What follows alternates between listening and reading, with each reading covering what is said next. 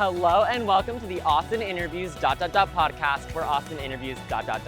Today I interviewed Ron Magill, which was such an amazing experience. We're here at Zoo Miami. As you can see, we got to go behind the scenes and get some really close up encounters with some amazing animals like elephants, giraffes, different types of antelope. Let's get to the video.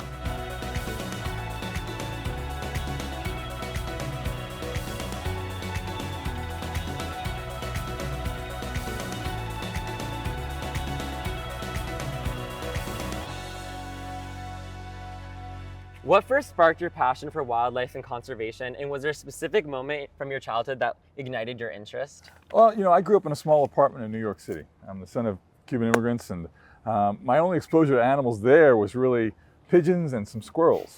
But I watched a show every Sunday night. It was called Mutual of Omaha's Wild Kingdom. And that show really planted a seed in me that then inspired me to go to the Bronx Zoo. And when I went to the Bronx Zoo and I saw an animal face to face for the first time, that seed was planted in me that grew into this passion for wildlife. I knew I always wanted to work with wildlife. At first I thought, well, you know what, I want to be a veterinarian. Because of course you want to help the animals, you want to be an animal doctor. I realized after taking my first chemistry class at the University of Florida that I'd have to go to Plan B. But that's when I just decided I'm going to work in, with animal conservation, animal education, and that's been my role since then. We're outside of the American flamingo enclosure. The great thing about birds like flamingos is many people for a long time didn't think that they were native to Florida. Yeah. But our conservation team did a lot of the work to prove that they were in fact native to Florida. They're coming back now. As a matter of fact, as we speak, there's a flock of them in the Everglades, wow. So you can see them in the wild. The Caribbean flamingo is a beautiful bird. They get that beautiful salmon coloration from what they eat. Yeah. They say one thing when you work with animals, the one thing predictable about animals is that they're unpredictable. Yeah. But that animals are not trying to lie to you. They're not trying to fake you. It's like a bond. There's a certain connection that you have with animals. When I first started working in this field, I was lucky because I like working with people and animals, so I had a great connection that way. But working with the animals every day is a different thing. I've learned something every day. I've been at the zoo now for 45 years. Wow. And the bottom line is still every day I'm learning something new. Wow, that's amazing. All right, I think we're ready to go to the next location. All right, so we're outside of the Malayan tapir. There's one right there. What is the wildest and most unbelievable encounter with an animal you've had? For me, it was, my favorite animal in the world is a bird called a harpy eagle. It's the most powerful bird of prey in the world. Wow. Very, very rare, found in the canopies of tropical America. I'd always wanted to see one, but I went on an expedition in Panama once and climbed 100 feet up into a tree and sat in the nest with a harpy eagle chick.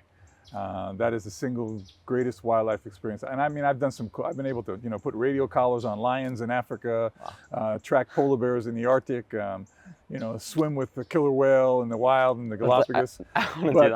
But that moment of sitting in this massive nest with a harpy eagle chick 120 feet up in the canopy of a rainforest, that was...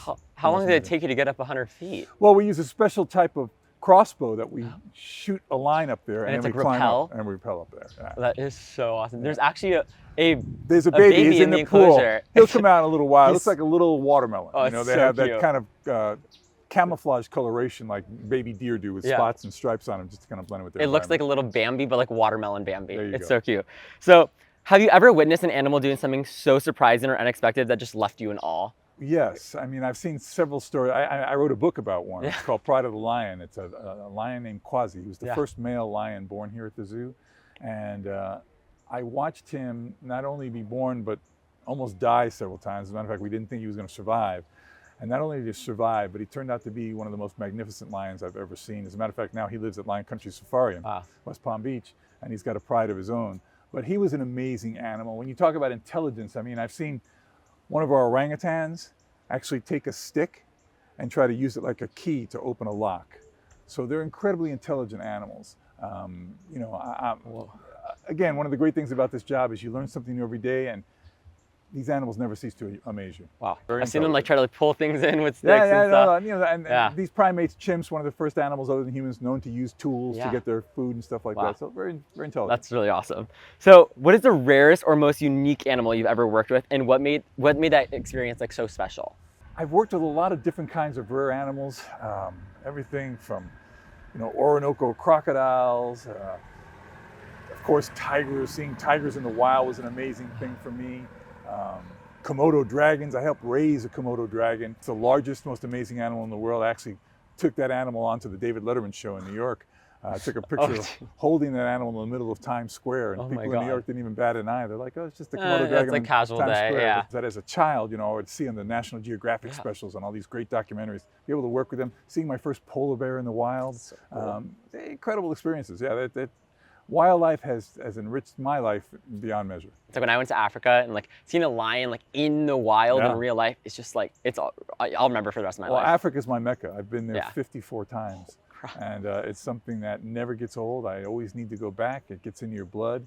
And it makes you understand how important it is that we try to protect those areas. I tell people all the time, I didn't come to work at the zoo 45 years ago to work for an attraction. Exactly. I came to work for an institution that is going to protect animals in the wild where they belong. Because I'll say something that's going to sound a little contradictory. Yeah. In a perfect world, we wouldn't need any zoos. I would never, ever support taking an animal out of the wild simply to put it on exhibit, unless it's a last-ditch effort to save that animal's life or to save the species that it represents. And zoos have done that. Yeah. California condors, Arabian oryx, black-footed fish, these are all species that would be extinct today were it not for zoos. Yeah. But having said that, zoos need to do more to protect them in the wild, because at the end of the day, if the zoo is the last place that we can see these animals, zoos have failed, and what their number one priority should be is to protect them in the wild. So are you ready to head to the next location? Let's do it. All right, so we're in front of the giant eland, which is huge. The world's largest antelope. So, Wow. and we're one of only a handful of zoos that have them, so it's pretty neat to see them here. That's so cool. Well, speaking of zoos, we're at Zoo Miami, and I have some Zoo Miami related questions. Okay. So what is a hidden gem or underrated experience at Zoo Miami that most visitors don't know about? I think it's not that they don't know about it, I just don't think they appreciate it the way it should be if you took the time, and that's our aviary. If you went to the Wings of Asia aviary, it's an unbelievable experience. Keep in mind there's over 300 birds in there, probably over 75 different species. And many people go in there and go, I don't see any birds, because they don't take the time to look. But if you sit down and take the time to look, to me, it's the most successful exhibit we have here in the sense that it really duplicates an entire environment. You're going into like a Southeast Asian forest, and there's so many different species of birds. You see all the interactions, all the things that are going on. We've had several species hatch out in there, first time ever under human care for that species. So it says a lot about how the exhibit's able to replicate their natural environment. Take the time to take and look at things. People say, oh, there's nothing here, keep on going. Yeah. It's like even when you go on safari, sometimes people will be driving, I don't see anything, keep on driving. Well, sit and wait, and you'll be surprised at what shows up. Zoo Miami has such a rich history and an impact. What do you think makes it unique compared to other zoos around the world? Well, first of all, we're the only zoo in the continental United States that's located in this climate, subtropical climate. So nice out. And this is perfect for us. Now, you won't see polar bears here, you won't see penguins here, but Yeah. all the animals that people associate with exotic animals, equatorial animals, Africa, the Amazon, they thrive here. Yeah. We don't have to keep our chimps and our gorillas inside buildings like they do in zoos up north. Plus, we have over 700 acres of property here. It's so nice. We're one of the largest zoos in the country. So the fact that we have these open air exhibits, you don't see bars, you don't see meshes and wires and any type of cages that way. These are beautiful open air natural areas, natural grass, natural trees. Having that type of environment, this type of climate, that's what makes the zoo unique. And you can really replicate like any climate from any other countries here because the sun's always shining. And the sun is so important. People don't understand how many things the sun does to make our life healthy. The vitamin D, all kinds of things. And it's the same for animals. They need that sunlight. They need that natural sunlight. You can try to replicate it with different types of artificial lighting, but you can't really fool Mother Nature. Yeah, there you go. So how does Ron Magill handle an unexpected situation when an animal behaves like unpredictably during a live event or a show or? You got to go with the flow. Yeah. One of the general rules that I live by is that the only thing predictable about these animals is that they're unpredictable. Yeah. So you got to be prepared for everything. I always prepare for the worst, hope for the best. Usually if I'm doing a presentation, I'm doing something on television or some type of media presentation, I can have a pretty decent feel of the animal before we go on air, and that'll give me an idea of what to prepare for. But I mean, I've done things, one time I was actually with a Komodo dragon on air doing a thing for CBS News down here, and it was live, and the Komodo dragon just defecated all over me live. And I mean, it was a massive blowout. And you go with the flow. You go with the flow, and you just say, "Hey, that's," and they loved it. Live TV loved it. Sure. So that's you just got to prepare for those things. Wow, that's on live TV. That's crazy. So, are there any animals or exhibits at Zoo Miami that you have particular meaningful story behind them, like to you? All of them have certain types, but the giraffe exhibit for me is my favorite exhibit because it just really replicates. Having been to Africa many times myself, to be able to see something that really looks like it does in the wild, to have a beautiful herd of giraffe. We've had over 30 giraffe born here at the zoo. So, and I've been very privileged to see a lot of them actually being born. So for me, that exhibit has a special fondness because I love Africa, I love giraffe, and just to see them out there in that beautiful open air area with the natural trees, I think that really does a great job and probably one of the best giraffe exhibits in the country. You want to head over there now? Let's do it. Let's do it. What is the funniest thing you've ever seen an animal do? Oh, geez. I guess it would be the chimps. I remember we had a chimp born here who was just a very mischievous child, and he would go behind his parents and bop them on the head and run away, or he would throw water on them and run away just to antagonize them. So he was a very mischievous kid, and you saw just kind of the parallels between people and animals. Like a rebellious teenager. Kids, yeah, kids will be kids no matter what. So that was always very funny to watch. Oh, that is hilarious. And some animals really get, you know, when it starts raining, they love the rain, they play in the rain and things like that. Yeah. So you just see a lot of parallels in human behavior and animal behavior. That's awesome. Yeah. So have you ever been completely outsmarted by an animal, and what happened? Outsmarted by an animal? I don't know. I always try to prepare for anything that can Yeah. happen. You know, I've had animals that, you know, I'm thinking they're not paying attention, and then all of a sudden will lunge at me for whatever reason. Crazy. Because they are very Yeah. calculating in their minds. But I don't know if I have anything outsmart me. And that's not saying that I'm very smart. It's just a matter of just being prepared for anything when you work with animals. Exactly. That's important. Yeah. So do you have a favorite animal at the zoo that just feels like an old friend? Well, there's an animal that I'm going to introduce you to. He's the oldest animal at the zoo. He's also one of the only animals that's been here the entire 45 years that I've been here. And he's quite a character. His name is Goliath. Oh, I'm excited. And Goliath? I'll introduce you to him in a little while. All right, we'll get there soon. Perfect. Wow, so we have an elephant right there in front of us. What's the elephant's name? Her name is Peggy. Peggy. Peggy and Mabel are two African elephants. They're both in their mid to late 40s, so they're senior citizens. But elephants are incredible animals. You know, they're matriarchal. So in the herd, it's the females that run the herd. Yeah. Yeah. Yeah, kind of like in my family too. Wow, that's awesome. So have you ever had a close call or been in truly dangerous situation with an animal, and how did you handle that? Yeah, I have on several occasions. But probably the most memorable for me is I was moving crocodiles. I got careless. Crocodile bit me pretty badly on the hand. Had to be rushed to the hospital, have surgery on my hand. But the good news is after surgery, I had to go down into physical therapy to get physical therapy. And my physical therapist walked in. It was the most beautiful woman I've ever seen in my life.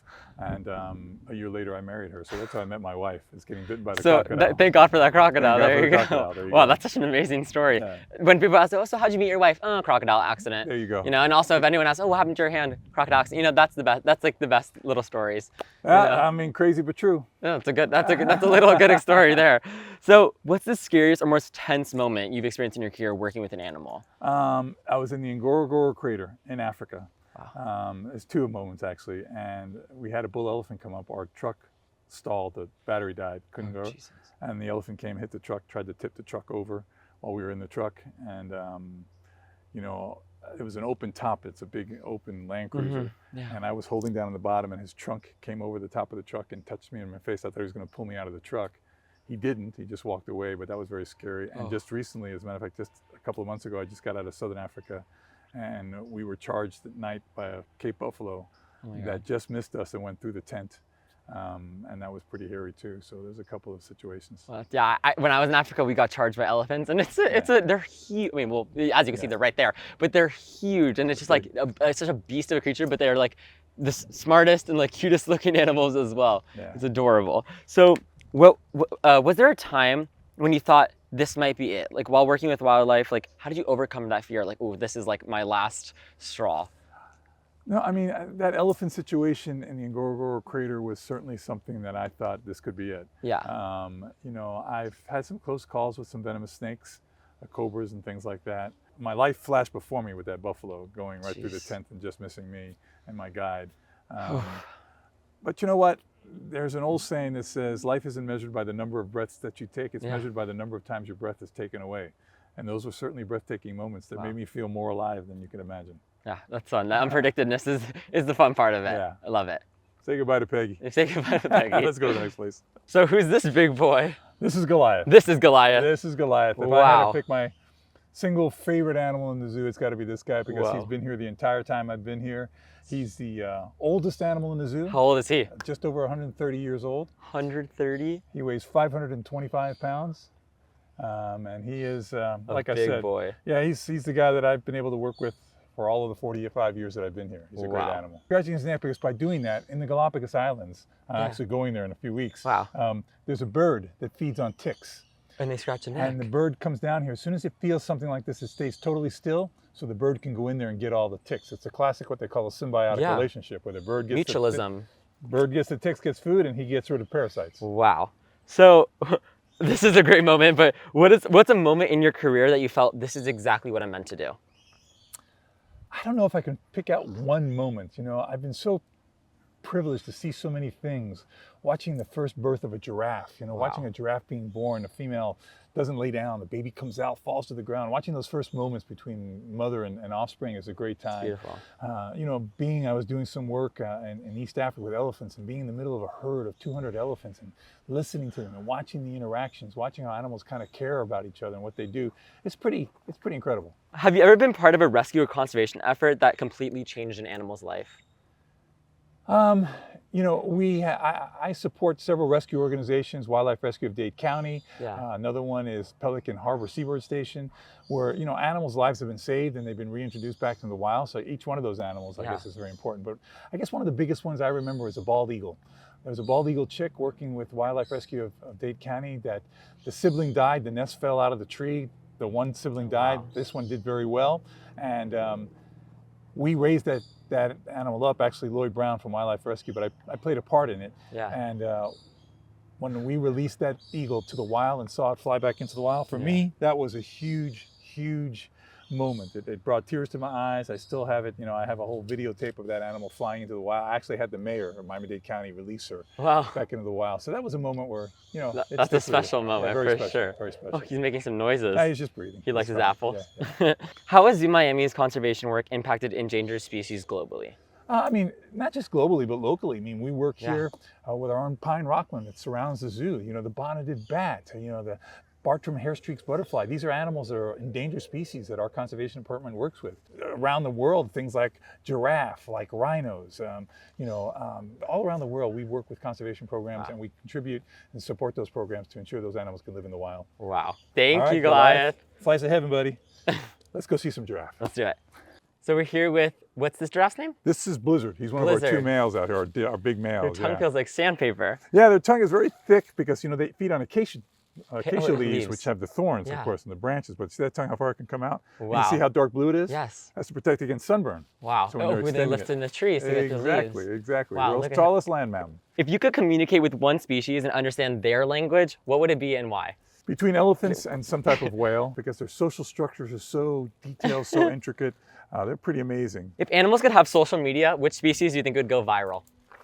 I guess I'd have to say one of the primates, you know, gorillas, chimps, some of the primates, only because we can relate to so many things that they do. What's the biggest lesson you've learned from working with animals? And like, what do you think everyone should apply to their own lives? The biggest lesson I've learned from animals is that we can learn a lot from animals. Yeah. Not just a single lesson, but watch animals the way they interact with each other. Watch how they find their food. Watch how they socialize with each other. We can learn a lot, even the way they court. What's the thing that you love people to take away from their visit at the zoo? That we're all connected. Animals and people are all connected. By protecting these animals, we're protecting ourselves. And final question, if you could leave one message about wildlife and conservation for future generations, what would it be? We've not inherited this earth from our parents. We're borrowing it from our children. We have a moral responsibility to protect these animals so that the future generations can see and experience the same wonderful things we have. Perfect. Thank you so much for having this interview. It was a pleasure with all the animals, and we'll see you guys next week on next week's video. All right, thank you guys so much for watching. What an amazing experience. We're here at Zoo Miami. Like, it was just so cool to talk to Ron about all these different type of animals, different things, different conservation efforts. And yeah, make sure to go like and subscribe to the Austin Interviews podcast. You can find me on YouTube, Spotify, and anywhere you find your streaming platform services, as well as on Instagram, which is just Austin Interviews or the Austin Interviews podcast. Make sure to go follow, like, and subscribe to my channel, and I'll see you guys next time. Bye.